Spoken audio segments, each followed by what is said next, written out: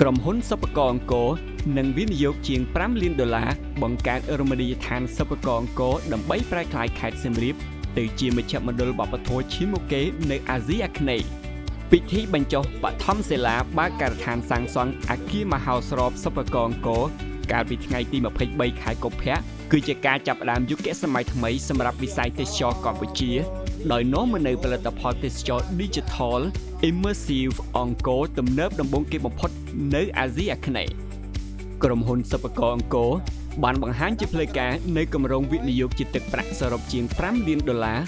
ហើយនេះគឺជាការអភិវឌ្ឍដ៏គួរឲ្យកត់សម្គាល់នៅក្នុងវិស័យទេសចរណ៍កម្ពុជានាពេលបច្ចុប្បន្នដែលជាលទ្ធផលខេត្តសៀមរាបនឹងមានគោលដៅទេសចរណ៍វប្បធម៌ថ្មីសន្លាងនិងគួរឲ្យទាក់ទាញបំផុតមួយនាចុងឆ្នាំ2026នេះតាមគម្រោងការសាងសង់អគារមហោស្រពសិប្បករអង្គរនឹងត្រូវសម្ពោធឲ្យប្រើប្រាស់ជាផ្លូវការនៅក្នុងខែវិច្ឆិកាឆ្នាំ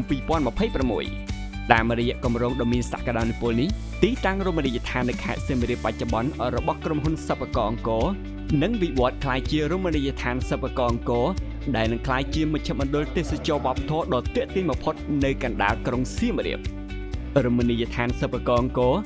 លាតសន្ធឹងនៅលើផ្ទៃដីទំហំ10000ម៉ែត្រការ៉េនឹងត្រូវបានរចនាឡើងតភ្ជាប់បេតិកភណ្ឌបុរាណខ្មែរជាមួយនឹងបទពិសោធន៍ក្នុងសម័យទំនើបការអភិវឌ្ឍនេះឆ្លើយតបទៅនឹងតម្រូវការពីភ្ញៀវទេសចរជាតិនិងអន្តរជាតិអំពីការទទួលបានបទពិសោធន៍កាន់តែស៊ីជម្រៅអំពីវប្បធម៌ខ្មែរក្រៅពីរូបចម្លាក់ដែលមាននៅតាមជញ្ជាំងប្រាសាទនានាសិប្បករអង្គរត្រូវបានលោកកាយឡូតអគ្គនាយកក្រុមហ៊ុនសិប្បករអង្គរជឿជាក់ថា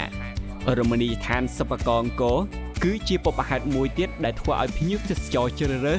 និងពន្យាពេលស្នាក់នៅរបស់ពួកគេនៅក្នុងខេត្តសៀមរាបគម្រោងនេះត្រូវបានរចនាឡើងដើម្បីបង្កើតនូវគោលដៅទេសចរណ៍ដ៏មានឥទ្ធិពលមួយ